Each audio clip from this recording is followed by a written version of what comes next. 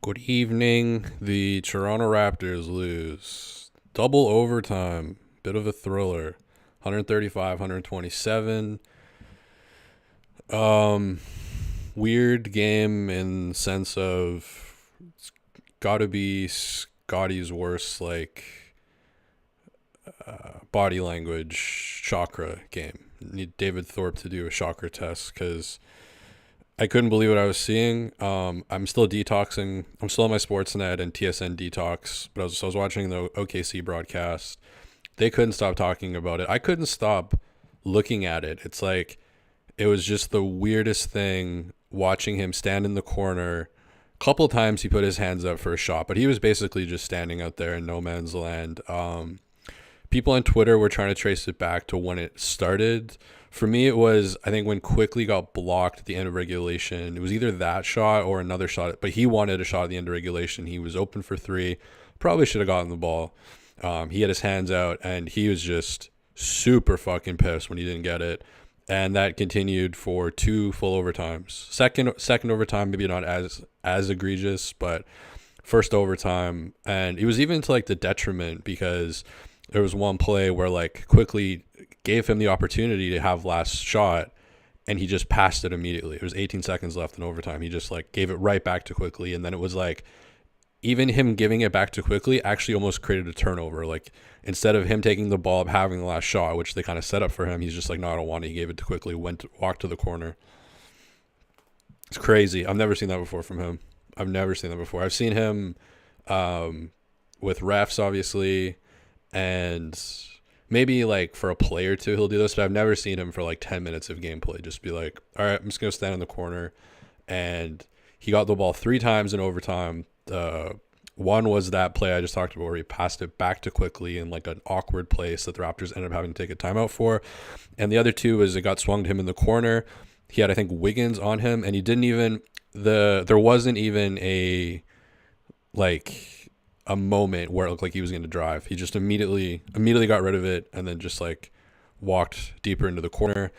And he played defense still. He got one rebound maybe, but just overall, it's just very weird to see. I've never seen it. I've never seen this from him to this level. I've never seen the body language and just overall like aura, especially in a tight double overtime game. I understand, you wanted the ball more down the stretch, but it was just hard to watch. It'll probably be hard to watch for him in the film room.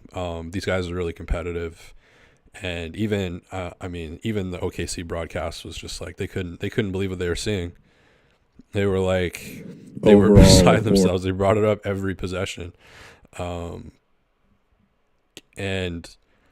yeah, it's almost as if It'll probably he just be hard kind to of watch. went like, okay, Quickly, you go. I think everybody's done that to some extent. Like, I used to DJ parties, and someone would make a song request.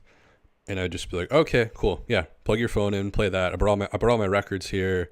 Just plug your phone in, and I'm done. I'll be done for the night. You play your little whatever song it was, and I'll just go stand in the corner. I'll just go stand in the corner here. Birthday parties when I was younger, like laser tag and stuff. I would do that. But yeah, it's so we've all been there before, but it's difficult to watch the main guy that you tune in for as a enjoyer of the product. It's just tough to see them kind of fade off like that, like fade off into the distance. Just like, I'm gonna go in the corner. you guys figure this out. And I understand that he wanted the ball at the end, but I thought Quickly was really impactful in the fourth quarter and was like a big reason why. Like, I didn't think. Like, if it was Schroeder that was bombing it, and Schroeder had a rough game. I think, like, I could maybe understand if Scottie was upset that Dennis Schroeder spent, like, 84% of this game was, like, him dribbling on the perimeter, minus 23 tonight, 5 for 16 from the field. It was a rough night for Schroeder.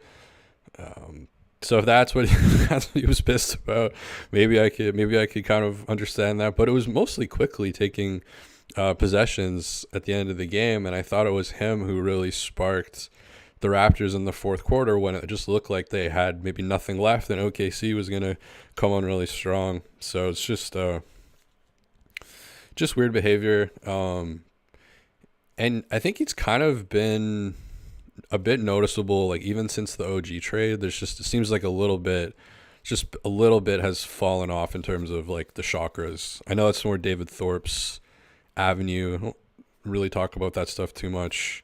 Not really good at reading chakras. I wasn't in Thailand either. So, and just some weird moves by Darko. I know Bruce Brown has the handlebar mustache now, but does that really mean that, Wara gets no minutes? Bruce Brown, I thought he was just really random, just kind of roaming the lands, just kind of doing as he pleases. Didn't really see a big impact from him in this game. Everybody noticed like Josh Giddey, he had an impactful game. He kind of moves around like he just got a hip replacement. Like he doesn't, like I think a little bit of yoga could really, maybe he could meet some gals his own age. A little bit of yoga, get a little more bendy. He's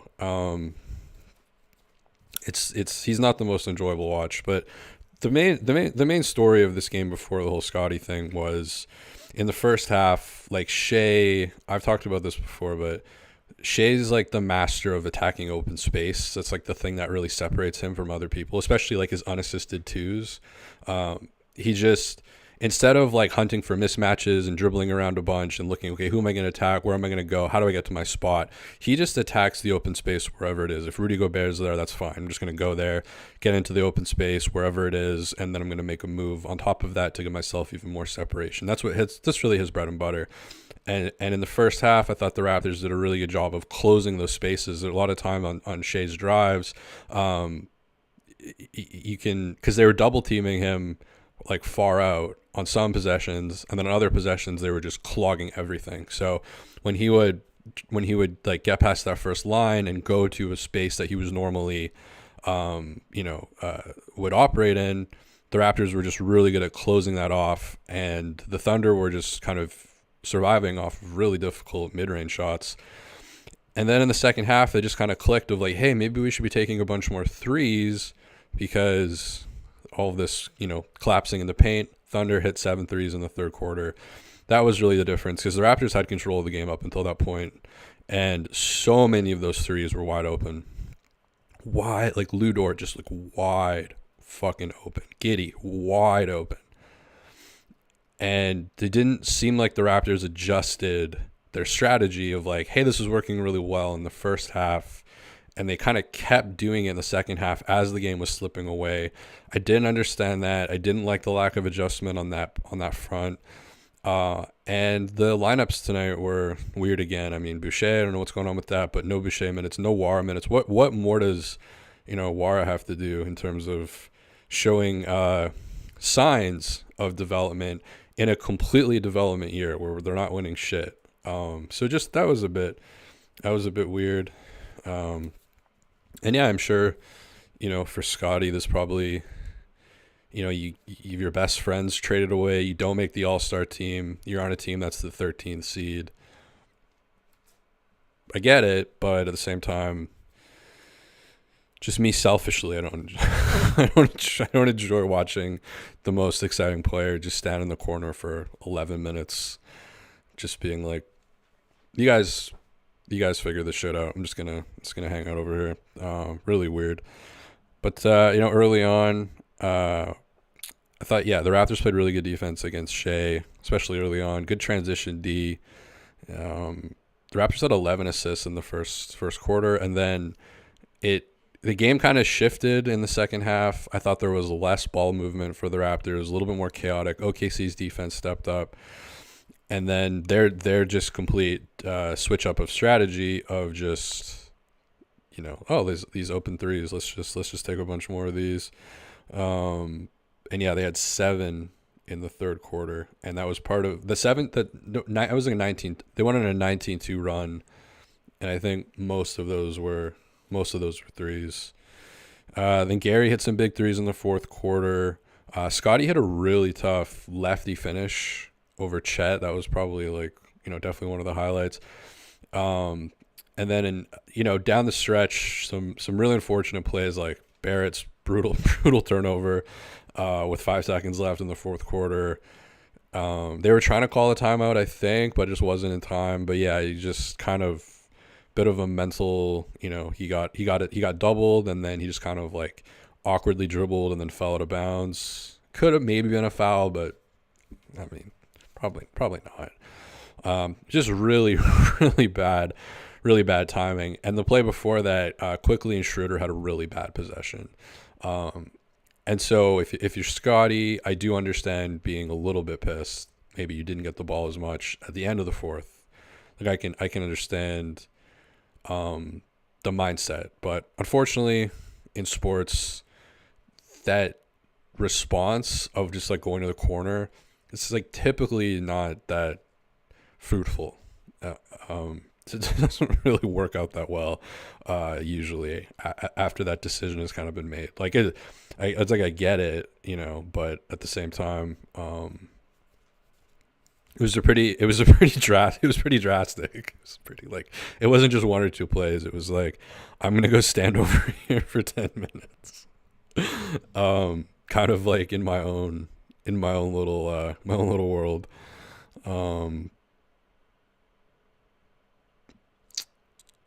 Omari Parsons, why was Scottie so passive? I mean, I don't know. I'm not a psychology person. I don't know the whys of it. Probably a bunch of contributing factors. It's just painful to see, not that I'm really, super like invested or emotional or whatever, but you want the team to win. It's a very obviously winnable game, double overtime against a really good Thunder team.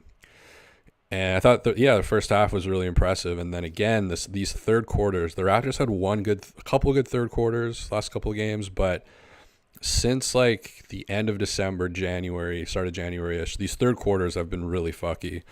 And it's been other teams making adjustments. So like, and this is kind of goes back to Darko. I think a big reason why these third quarters go the way they do is because I think the other team adjusts a little bit better, just in general as a pattern. I think if you were going to put Darko up against most coaches in the league, I mean, Dagno, he's like coach of the year candidate last year, and I guess this year as well. I think tactically, if you put Darko up against most coaches, like if it's like a chess game or whatever, and it's about tactics, it's probably not going to win a lot of those matches. And I think it's a big reason why the Raptors just keep getting killed in third quarters, because other teams kind of seem to have a better game plan coming into the second half. And you really saw that tonight, especially with the Raptors' defensive strategy. And I would say offensive strategy as well. Like the three ball was really going in for them, but they're not shooting enough threes. Like they shot 40% from three tonight. Yeah, they took 35, which is good. But like I want them hitting like 40. They should be hitting 40 if they're really going. Like if you're hitting 40% of your threes, but hey, I don't know. I think more importantly, it's the lack of adjusting to the defense. Like once OKC is on a 19-2 run, you might want to switch up this whole like Giannis wall strategy. You just consider changing the look up a little bit.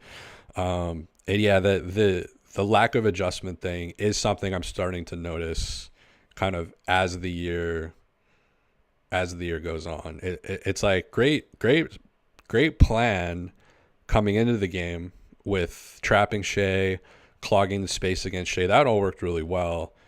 But, it's the Mike Tyson thing. Everybody has a plan till they get punched in the face. So once that stops working, you can't just like keep wanting to go back to that. And Darko has this thing also with lineups too, where he keeps wanting to like go back to he picks the wrong like memories to dream about. It's just like you don't have to put your starters in if your bench is doing really well just because they're your starters. It's just, yeah, I don't know how like modern his approach is, and just like in general, I don't know. Even with like the 1-5 point guard center pick and roll motion offense, like That's it's the opposite of modern. But hey, whatever. Yeah, the third quarters. I mean, it's a broken record on this whatever this is, this show or whatever. I think I'm in Florida today or something. Um, but yeah, it's just time and time again. There's just this lack of adjustment in the third quarter. Um, and it's unfortunate because this was a entertaining game, especially I mean the whole thing is double overtime is always entertaining. So at least they gave you that. Like you can't absolutely hate the Raptors in this game, but they did give up a pretty huge lead and some pretty bad execution down the stretch, some costly misses and plays, and then um, the future of the franchise just kind of checking out for 10 minutes. Just tough watch, tough experience. Um, so what do you guys think in the chat? What you guys think? Pale Fox's Pirtle was accurate. Yeah, Pirtle was much better today than last game. You definitely saw his impact in this one. BCG, I will say if a player's not into taking over a game, it's not going to work. Why did Barnes not attack the basket? As for Darko, a bit shaky, no plan B. Team's not fully functional. Yeah, and this was also weird because we've seen Scottie not be super aggressive like at the start of games, third quarters even. It's usually like the end of the third quarter, and then fourth quarter Scottie's kind of been like a joke or like a meme because it's so predictable and true that late in games, tight games, you think about that overtime game against the San Antonio Spurs. He always kind of rises to that occasion. This was the first time I've ever just seen him just go, fuck it, And I'm curious. Can someone tell me? Was Matt on Twitter? Someone said that Matt was talking about it because again I'm detoxing. So I was watching the OKC broadcast, and yeah, they kept every Raptors possession. They were just like, "Why is Scottie Barnes in the corner? Like, why is he? Why isn't he being aggressive?" And then the one shot he did take in double overtime, they were great actually. OKC, I need to give credit where credit's due. The OKC OKC Thunder, who I hate, the second team I hate the most after the Memphis Grizzlies because I'm a Pacific Northwest resident, so they're always the team that was stolen from Seattle from me. I hate Bally Sports, but I gotta hand it. Great broadcast. It is the old white guy. It's the really old white guy and the kind of old black guy, which is the formula for Bally Sports, owned by Fox News. So they've got it all kind of formulaic. I've talked about that a million times, but they were actually like really good. I was really impressed by the OKC broadcast. They seem to actually like each other. They knew a lot about the Raptors. They're talking about all the Canadian players that were all in the NBA. They're talking about Scottie a lot, how talented Scottie is, how much they like, the Barrett and Quickly fits. Talking a lot about Canada basketball and all the players around the league, and then on top of that, they weren't whiny, they weren't complaining, they weren't like homery, a little bit, but every broadcast is going to be a little bit. But I was really impressed with the OKC broadcast. But yeah, in overtime, they were just like, why is he standing in the corner? Like, what is he, like, he's just fallen off the map. What is he, like, what's happening? What is he doing? Like, why is this? They were like, they're obviously cheering for OKC, but even they were like, what is going on? And then when he took that one shot in second or double overtime and he airballed it, the metaphor they used, it was like, they said he shot that like he just put on a new pair of shoes or something. It sounded cooler when he said it, but it was something like he just looked really awkward. Like he just was like, just put on like a brand new pair of shoes and wasn't standing properly and airballed it. And then, yeah, the other couple times he got the ball again, he got off the ball so quickly. It was like, it's not even, that's not even like a 0.5. I mean, I guess technically it was 0.5. That's not like 0.5 basketball. That's like, I'm not even going to acknowledge that I might have an opportunity here or a mismatch, which I think he did a bunch of the time. I think it was like Wiggins on him a bunch of the time. But it was just the nature of getting rid of it literally the moment it got into his hands, getting rid of it twice in the corner, and then once with 18 seconds left in the overtime. They gave it to him like, okay, it was a tie game. You want the final shot. Here it is. And he just immediately passed it to Quickly, which was almost a turnover. And it was one of those just like, laser tag on your birthday when you don't get the right team or whatever. You're just like, fuck it. It was one of those. So, yeah, it was. I feel bad for him in a way because I know he's like really competitive, and I'm sure when they watch the tape, like as a team, I mean, there's no way that you can't note. I think like I couldn't not notice it. I don't know. Does that make sense? Was the broadcast talking about it?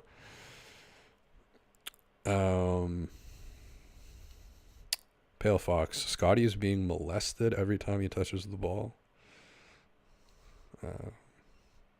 Okay, that's an interesting way of putting it. Although, are you Spanish? Because I know in Spanish that's like a more common word. But interesting word choice, Pale Fox. Alana B feels like he doesn't want the responsibility of a number one option.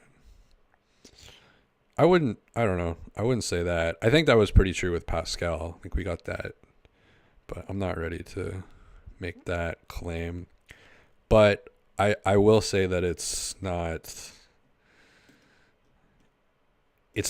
ideal. It's not great. It's maybe a red flag. I'm not willing to say that. That's a big statement. I think, but it is something to, because like the passivity thing has been kind of a storyline. And I think there's been the right amount of discussion about it. Like I don't think it's been overblown, but I don't think people have been hiding from it. I haven't hidden from it. There does seem to be that it's like a situational thing. It's like Jimmy Butler does that a lot, but it's different when you're in the playoffs and kind of are already driving the car in a sense, whereas Scottie's still kind of emerging into that role. So the way that he's playing it, he's almost playing it like a vet who's already kind of there, and that consistency, like if he played, I mean, honestly, I don't give a fuck about the All-Star game. I watched the 3-point competition, like strap me in to that. I wish every team sent a player. So there's 30 guys in the 3-point competition, but I don't give a fuck about the All-Star game.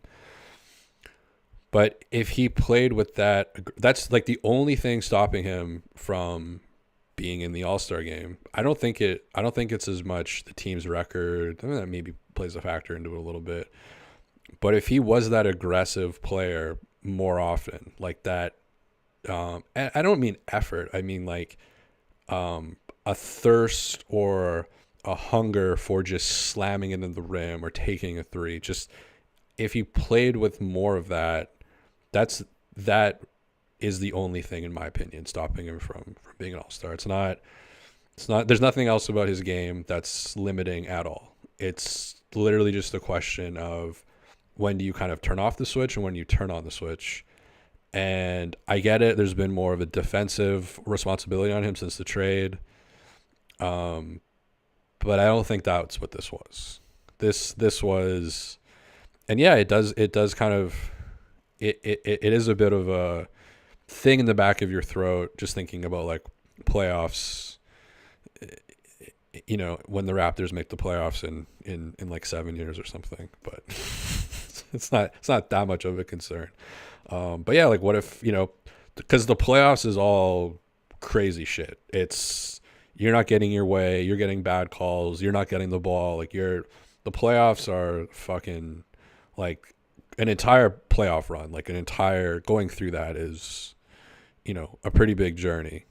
So yeah, you would, hopefully this is a one-off, even though it's, I hope the extremity, can you say extremity if it doesn't mean like hand or foot? the extreme nature of this game, I hope isn't a pattern. Vegan Grass. Last year's All-Star game was a trip when Starry ran their ads like it was a new dimension. Yeah, I think I did like the All-Star game when I was like a kid. It was East-West. Remember when the NHL did USA versus World? That was hard. Um, was it USA and Canada versus World? North America versus World? I used to have the little flip books that used to flip like with the big cards. I used to like the All-Star game, way back in the day. But the last 15, 20 years, it just, I don't know. I just don't care. Same as the dunk competition, but 3-point competition is crazy.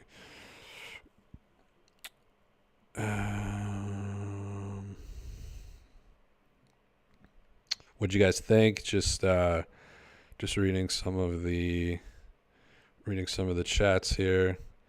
I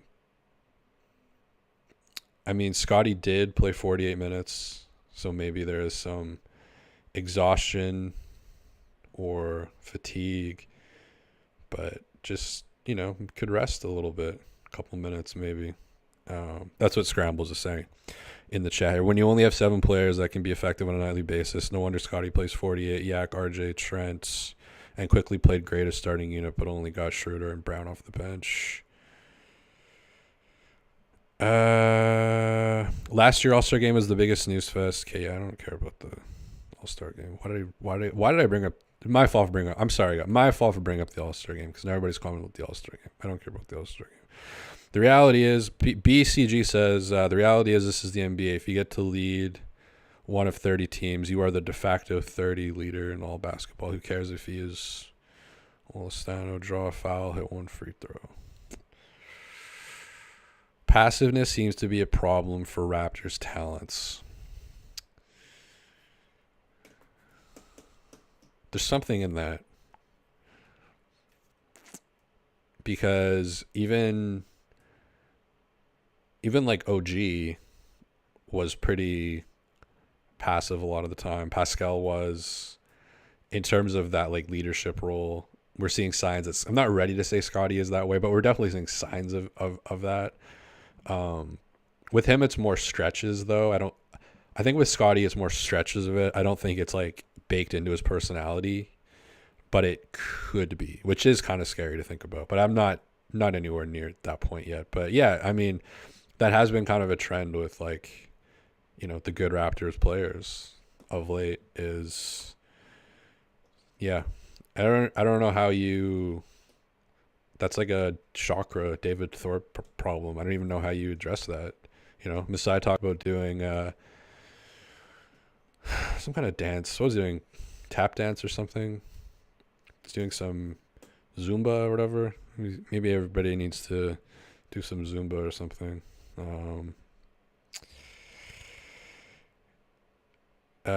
Great game, Barnes. Patrick Tang. Does Scottie have the mentality to be a number one after this game? I don't know. Again, with all these like questions, these big, I don't think you can like answer a big question in like one game. I don't know. That's my dumb take. David Porcello is not very happy with Scottie. I think there is a weird environment with Scottie, like in terms of the media. Like I think people in the media are very afraid to say anything kind of like at all critical, because remember like the Doug Smith thing, like fitness expert, like guy that you go to read about.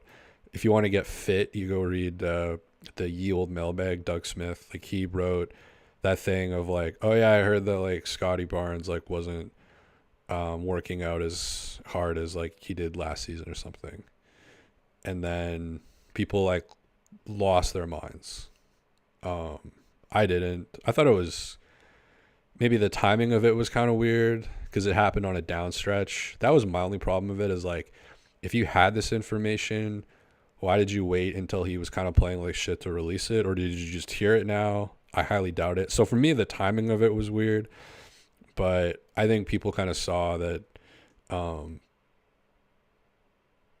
I don't really know where that comes from. I think it could be just younger fan base, but that seems too easy. I don't know, but there is something. I think Toronto in general is a very like other places in the world, they don't worship people. Like Drake doesn't get worship. Like the worship, the people, the Toronto people. Like I'm not from Toronto. I was there once for a flight layover, but as an outsider's perspective, it does really feel like a place where they really like hold people up. Like it's really, if you're, and we saw from CTV News recently. CTV Toronto put out the story that Scottie's actually from Toronto, along with RJ Barnett, both Toronto residents. So yeah, I think there is that. There's something. I was only there for a flight layover to where I got this hat actually, but I felt it. I felt it in the subway, in the Jordan Peterson Airport, the subway, the Balzac's coffee. You can feel there's like it's like a statue thing. Everybody, Toronto gets like a statue. BCG, Grady Dick looked okay. Nice elbow jumper, reverse layup. Yeah, I thought he played pretty good. Didn't really go crazy in the box score, but only played 10 minutes, 6 points in 10 minutes. It's another one with, especially in a game like today where you got double overtime. You got some guys playing 48 minutes, 43 minutes, 42 minutes, only 10 for Grady. Again, this is the development. How are you not playing Wara any minutes and Grady 10 minutes? And we're just, I thought everybody's, maybe that's why Scottie is like, what are we doing? Why? I'm just going to stand in the corner because like, aren't we in this whole thing of developing? Are they still trying to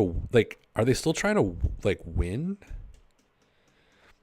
Like, I understand trying to win each okay, this is a nuanced topic. Like, I understand you want to win, if you're a coach, you want to win each individual game, of course. It's probably only really the GM, maybe some of the fans that actually want them to tank. And I'm actually not like pro tank, but I am pro development and pro losing if that means pro development.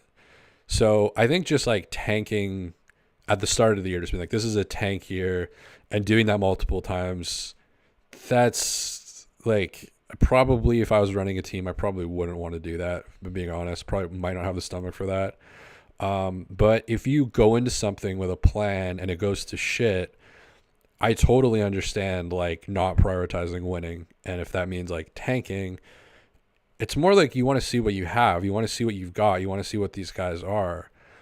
I want to see what War is. I want to see what Grady Dick is. So if you combine them and they combine 10 minutes in this game, it's like there's still, and I honestly, I think they would win more games if they just said, fuck it.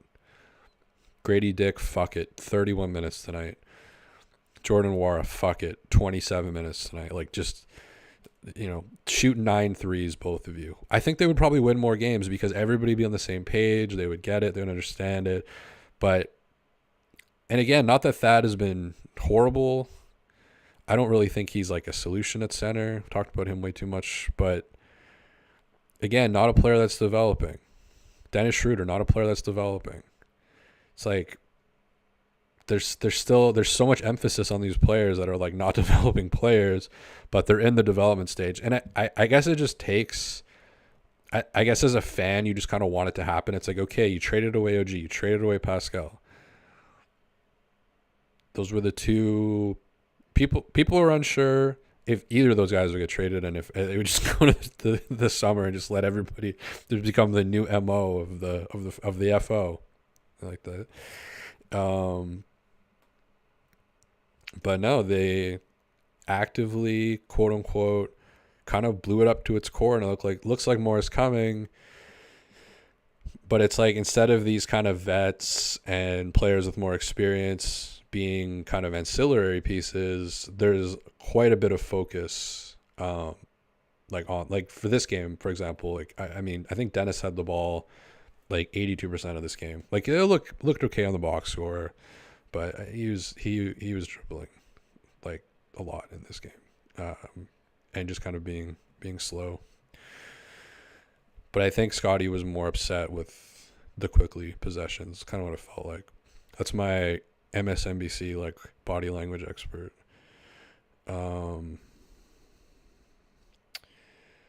Vegan grass says Chris Boucher exists too. I don't know what you mean by that, but yes, it does. Phantom tanking, I like that. That's a good way to put it. Some comments are really long. When you got 3 potential All-Stars, blah, blah, blah. I shouldn't have brought up the All-Star game. Jeff Goodman, can't throw a football 20 yards. That's a great username. Relocate us to Vancouver. They deserve the team. We don't deserve anything in Vancouver. Some really mean 13-year-olds in Vancouver today dispossessed me. I voluntarily left, but dispossessed me of my precious basketball court, and they were very mean to me. They were like 13. It's the worst age. Just anybody who's like even within 3 years of like even 11 to 16, I just start running. I just don't want anything to do with you. You just suck. Let's go to a different court. I don't even want to make a sarcastic comment about your pajamas as I walk away, but that's about it. Weekend people. We've talked about this before. I don't like weekend people. It's always a risk going out to play basketball on a Sunday, because you know there's gonna be people, it's gonna be kids that are gonna play with your fucking equipment, and then their parents who are gonna like ask you if their kids can play with your equipment, and then you're just gonna be like, yeah, sure, go crazy, and then you just walk over to the other hoop and start shooting, and then the second they leave, I didn't say go crazy, but it's just like, yeah, go for it. And then go to another hoop, and then once they leave, go back to the main hoop, and then get dispossessed by a gang of 13-year-olds. Ask them if they're taking a prom. Hopefully they don't have like a knife or something. You never know. But yeah, just being a bit of a dick to them as I went to another court. Maybe they're in the chat.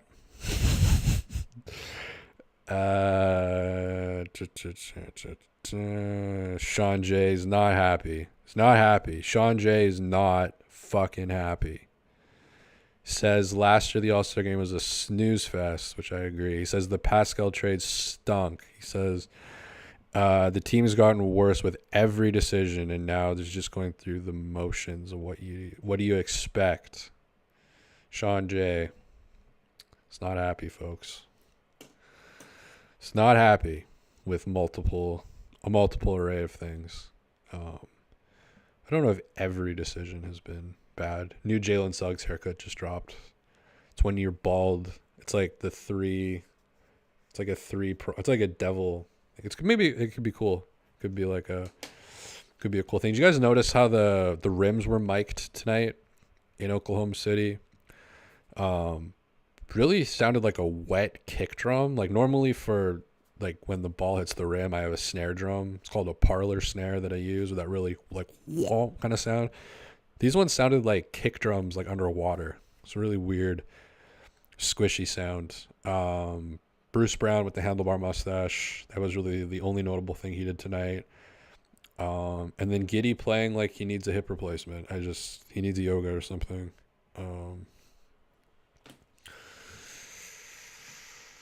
But yeah, what did the Raptors end the game assist-wise?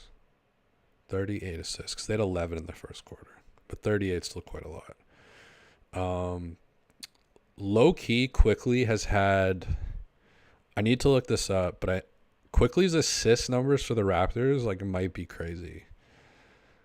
Like, he had 11 assists tonight. I feel like every game he has between 9 and 11. Like, it's usually like 9 or... Like, he's had 9 or 10 assists, I think, in like every game he's played. I like that he took 9 threes tonight. And I like that Gary took 8. I almost want Gary to take more than 8 threes in a game. Gary is the 24th highest 3-point percentage in the NBA, by the way. I know it's kind of a crazy stat, but it's higher than Tyrese Halliburton, Tyrese Maxey, Steph Curry, Michael Porter Jr., Luka, Tatum. It's higher than all those guys. So I want him fucking launching threes. So 4 for 8's good. Could even get more for him. Because 16 points in 39 minutes isn't amazing. It's not giving you a ton on defense. 6 rebounds tonight. Of course, the 0 assists, which it's like always a thing. Pirtle, call it a bit of a bounce back game. 8 for 9 from the field, which was great. Did pick up the 5 fouls, so he's got 11 fouls in the last 53 minutes he's played. That's tough. 12 rebounds, though. That was really nice. They definitely needed. It's definitely nice to have when your center can get 10 or more rebounds in a game. It's pretty ideal. RJ was like pretty good. Not his best game. 9 for 16 from the field. But 7 rebounds, 4 assists. But the thing that really kills you is not only the 4 turnovers, but the turnover that kind of cost them the game with 5 seconds left. And yeah, that was not ideal. Scottie, aside from the last 10 minutes, he played 48 minutes, which is kind of wild. I like that he took 5 threes tonight, 3 for 5. I want that number up. Again, this is a development year. This is the fuck it year. This is the fuck it, have fun. Don't stand in the corner. Like, just fuck it, have some fun. Take some fucking threes. Launch it. You're the 13th seed.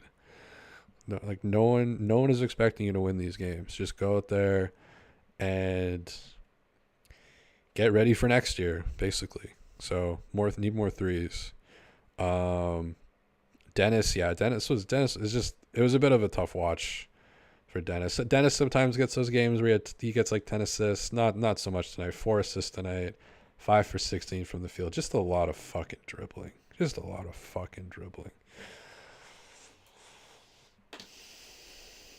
I don't love watching.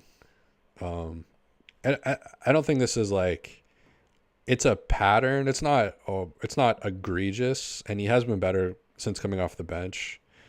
But yeah, once in a while he'll give you one of these games where the assists are way down and just spending way too much time on the ball. Just like, move the fucking ball. I don't like his surveying shit.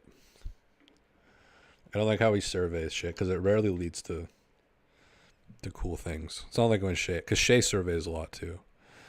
That's why you want to send a double to him, because Shai likes to survey and then he looks for the spaces.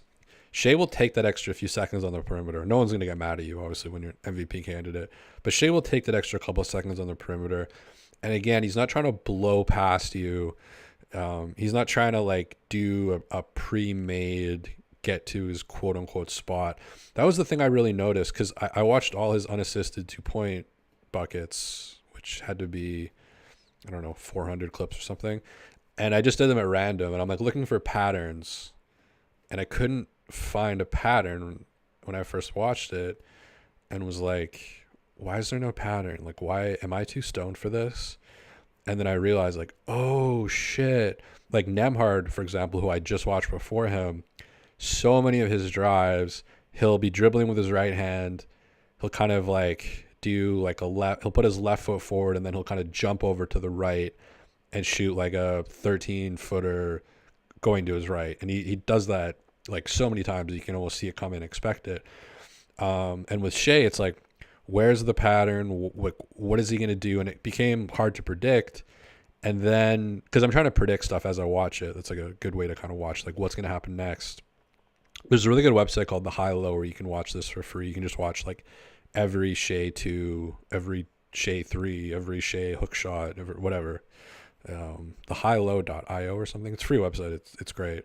But yeah, you can just put it on loop. So you can watch just all of Shai's, say, unassisted 2-point buckets. So it's like, trying to look for patterns of like what's happening, where's he going to go, where's he going to go, and then you clue in of like there is no pattern here because he's just attacking the open space. He's just attacking wherever there's emptiness, and then it actually became a lot easier to predict. Not in real time, so it's fun to watch those in like slow motion or watch them again, but or pausing it and just being like, okay, where is this developing? Where is the space developing? Because it's kind of like an amoeba or like a wave. It's like surfing. It's like you're looking for waves, 2, 3, 4, 5, 6, 7, whatever waves out, and you're looking for how are they breaking, how are they moving, how are they forming, and that's the same thing with open space. And so when you kind of wrap your head around that, you can watch him and you can pause it and slow it down and be like, okay, he's probably going to go here. He's probably going to go here because this is where the space is. And yeah, the Raptors just did such a good job of that through most of the game. It's just, unfortunately, OKC really hit their threes and they were really open. The collapsing just, because you really have to shut off those lanes. Like the combination of his handle and his you know how like a rodent can just like get under a door. It's almost like he can just get, not to compare him, I don't know but you know what I mean? Like I'm just trying to create a visual. He can like compact his body in a way that you just don't see that much in the NBA. You just don't see that much. Like it's almost like he can just get so skinny and just like slide himself through these crevices and cracks with the really good handle. I hadn't seen too many teams game plan that well for him before, like the Raptors did in the first half. I think at the end of the first half, I could be wrong, but no Thunder player had over 10 points. I think Shai had 8 points in the first half. And that was just a combination. There was no like singular person shutting him down. It was just a combination of really good traps. Like he ended the game with 23, which is good, but like 9 for 17, not efficient. But the thing that jumps out at you immediately when you look at the box score is the 14 assists. So that's the thing. They didn't really adjust. They didn't switch up the coverages all that much in that third quarter, specifically in the 19-2 run. That the game was really kind of stolen in the third quarter by the Thunder. And just during that barrage, it was just Shai driving like he had been doing in the first half, and then instead of trying to create something difficult in the mid-range, just kicking it out to wide open Dort, wide open Chet, wide open Wiggins, wide open whoever. And the Thunder without two of their best three-point shooters tonight too, in Joe and other Jalen Williams, who I think is 46% from three, which is kind of wild.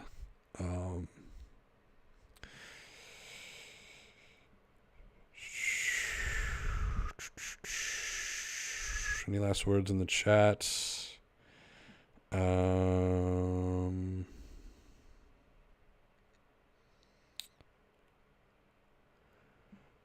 I feel like Scottie is deferring to quickly in order to tank the Raptors coaching staff want him to develop, says Joey Tavares. I can't even wrap my head around that. I feel like Scottie is deferring to quickly in order to tank because the Raps coaching staff want him to develop.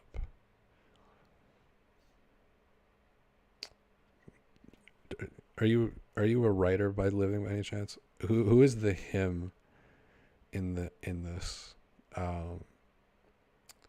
When you put two guys in a sentence and then say him, it's kind of, I don't know what you're talking about. I feel like there's something that's like, this has like gotten into my brain now. Like this is like a riddle that I want to figure out. I feel like Scottie is deferring to quickly in order to tank because the Raps coaching staff want him to develop. They want quickly to develop or Scottie to develop. I feel like Scottie, I'm just going to read this over and over again until I can make sense of it. I feel like Scottie is deferring to quickly in order to, this is Joey Tavares. Give some love to Joey Tavares in the chat. I'm going to decode this or I won't be able to sleep tonight. I feel like Scottie is deferring to quickly in order to tank because the Raps coaching staff want him to develop. Vegan Grass says, Scottie said you want the ball. Here you go. I like that better. That's kind of what I was thinking. I feel like Scottie's deferring too quickly in order to tank. So you're saying Scottie? I feel like this is one of those like Sudoku things. I feel like Scottie is deferring too quickly in order to tank because the Raptors coaching staff want him to develop. So he's going against the coaching staff. So Scottie's going against. He's doing it to spite the coaching staff. He's tanking. You think players want? Why would a player want to tank and hurt his money? Okay, I get why GMs want to tank. Why would a player want to tank? Oh my god, that's what I. It's the comments that are so dumb. Those are the ones that I wake up at 2 a.m. and I'm like, fuck. Like I'll be thinking about that. That's actually like kind of incredible. I need to please come on my show when I start taking guests. But yeah, that's pretty much it. Totally winnable game. I feel like Raptors in the clutch this year haven't been great. And yeah, you could definitely feel. I thought there was no way they were winning. Like once went to overtime, I was even around the fourth quarter, like halfway through the third, I was like, this probably isn't gonna work out.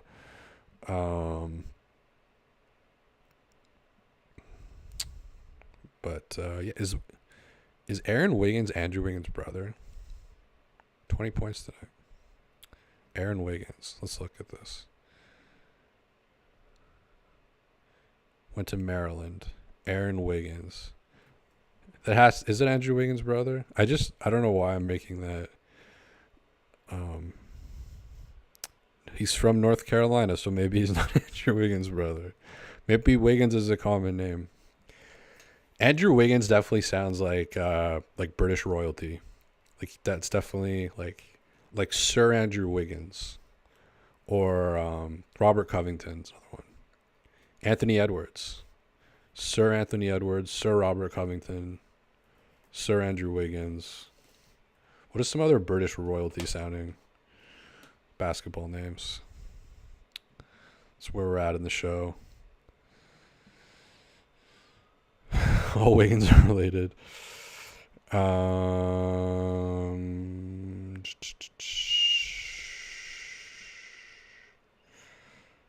But yeah, that's pretty much it. What'd you guys think? What'd you guys think of the game? Any final thoughts? I would say the Scottie thing is alarming, but I'm not ready for the character trait part yet. I think there's still, like, not only is he young, but he's been in so many different contexts, like as a young player. Like he came into a team that was a pretty good team when he got not pretty good, but they went to the playoff team that had some good things going for it.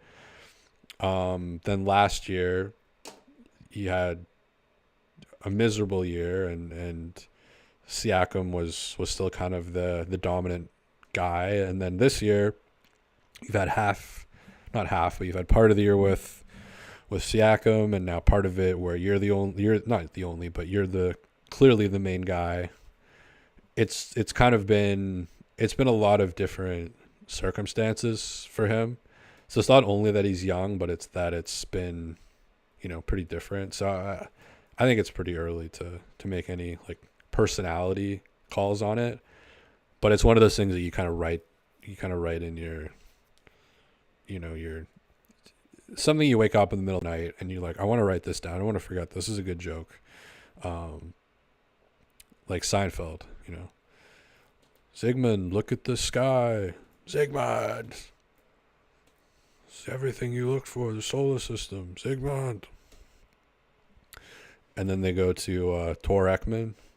No, he got out. He was in jail, but he got out. Tor got out.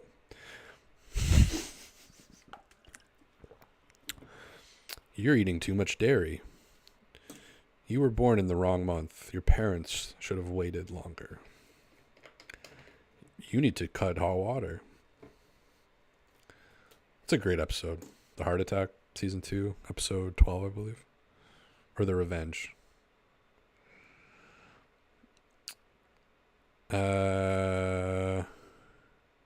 Pale Fox. In the States, if you call someone sir, they may rip your head off and holler, "Don't call me sir, I'm a working man." Says Pale Fox.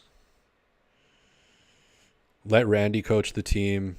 He'd vibe with Scottie. Yeah, where's Randy Urban at? Put Randy on this team. I think Randy could hit a logo 3. In the States, if you call someone sir, they rip your head off. Say, "Don't call me sir, I'm a working man." Pale Fox. What states are you talking about? I've been to Hawaii, Washington, Oregon, California, Idaho, Utah, Wyoming, Nevada, Arizona, New York, New Jersey, Virginia, Maryland, North Carolina, South Carolina, Georgia, Florida. I think that's it. It's like 21 states-ish. Haven't seen too much of the middle of the country, so maybe you're right about the middle of the country. But I don't know about your sir thing. I don't know if that's real. Maybe in the middle of the country.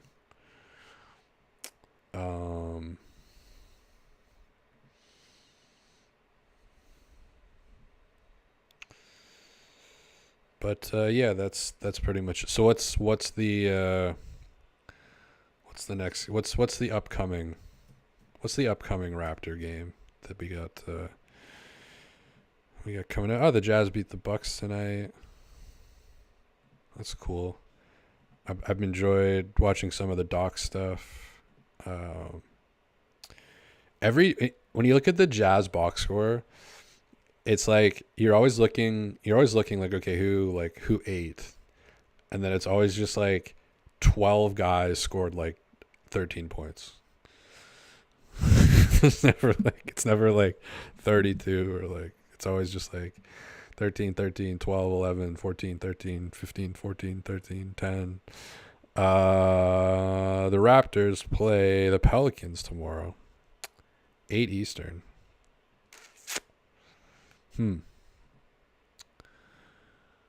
Thad and Garrett Temple both? No, Thad's from Louisiana or New Orleans. Garrett Temple played there but isn't from there, if I'm correctly. Where's Garrett Temple from? We're talking about the U.S. Someone brought up you can't say sir in the U.S. So, Garrett Temple. No, he's from Louisiana. Baton Rouge, Louisiana. So him and Thad are both. So he's from Baton Rouge, and Thad is from New Orleans. So Thad's 35 from New Orleans. Garrett Temple is 37 from Baton Rouge. Okay. Because Malachi and Jaden McDaniels, they had a lot of weird things in common. Like, both born in Seattle, both born in 98, both went to San Diego State, both were on the Raptors. But I guess they're both pretty much off the team now. Malachi and McDaniels. Yeah, McDaniels, no minutes in this one. Boucher, no minutes in this one. It's got to be, you would think, for a trade. Same as Otto Porter. I wonder if they'd like package Boucher and Otto Porter. That's what I was kind of wondering today. I was like, I wonder what's more likely if they give like one team just like the depth package of like Otto Porter, Chris Boucher, and I don't know, maybe even like Dennis or something, or Bruce Brown, of course. So it's like if you put in like, say, Bruce Brown, Boucher, and Porter. I don't think McDaniels has any. I mean, I was thinking like the only team you could trick trading McDaniels to would be like the Sixers, because I think they liked him, but they obviously didn't. I don't know. I don't even know. Yeah, I don't know if there's a way. I don't know if there's a way to do that. But yeah, I was wondering, like, are they most likely to do individual trades? Like, oh, I don't know why I see Boucher going to Boston for some reason. I just see him going to Boston for some. I don't know why, but like, do you send like Boucher to Boston, Brown to like Philadelphia, and fucking who else? What else did I say? Where's Otto Porter going? Back to the Warriors.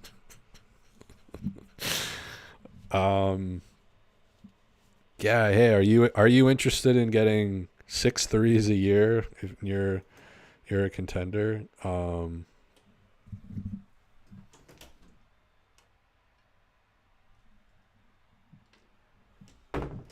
What do you guys think of the whole Otto Porter situation? It's kind of wild, but I guess it just makes sense because he's probably going to get traded. But I feel like it happened way before then. I don't know. Vegan Grass, McDaniel's going back to the Hornets. He belongs there. I mean, yeah, after reading the story of him making multiple sex tapes without the other person knowing, that's like definitely sociopath. Definitely sociopathic behavior. Yeah, probably should be on the Hornets. But that might even be... I don't even know if he gets minutes on the Hornets. But yeah, you can maybe trick the Hornets into taking him back. Alana B, does Otto have more trade value than McDaniels? Of course. Otto's like... It's a good metaphor for Otto. I was going to do like a gun metaphor, but I don't know well enough. Is there like a gun you can buy that like only shoots like one bullet, but you know it's going to hit the target or something? That's like the Otto Porter. That's what you're getting with Otto Porter Jr. Like, you can only use it once, but the one time you use it, whew, that's how they have to sell it. It's like a one-time use. It's like a single-use dildo or something. You can only use it one time, but you will bust like 84 times on that one time. Whereas McDaniels is like, it's like a hand job every 27 days. You get like a Corey and Trevor level rub and Tizug. And we are over an hour. So, yeah, you're definitely getting more for Otto than for McDaniels.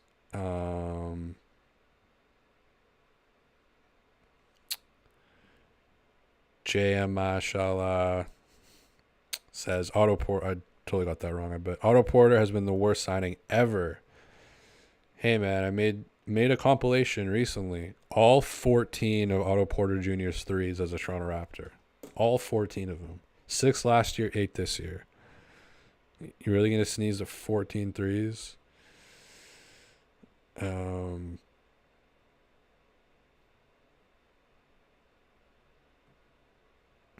But yeah, that's pretty much it. Dennis minus 23 tonight. What? Okay, looking at these plus minuses is like, I thought I was done. I thought I was about to hit stop streaming, but these plus minuses are... How is this even possible? This doesn't make any sense. Okay. Dennis is a 10 minus 10 more than any other player on the team.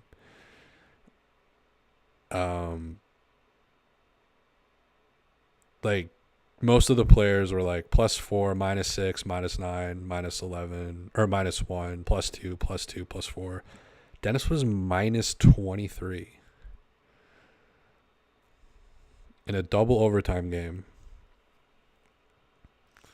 Like RJ was -13, which is bad, but everybody else was under or over -10, better than -10, everybody. And then Dennis -23. How he must have just been in like every single bad combination. Yeah, he had a rough Dennis game. That just that plus minus makes like no sense.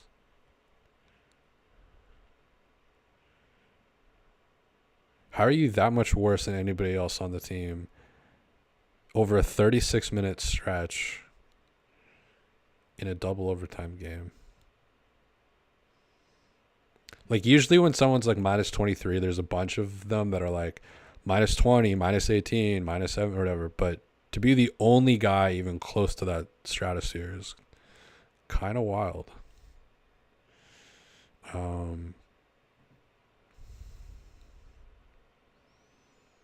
So, Pale Fox, is Otto the grandson of Wilt?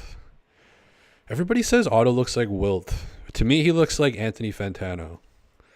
So, maybe I'm crazy. But, yeah. Raptors lose by 135, 127. Next game is tomorrow against the Pelicans.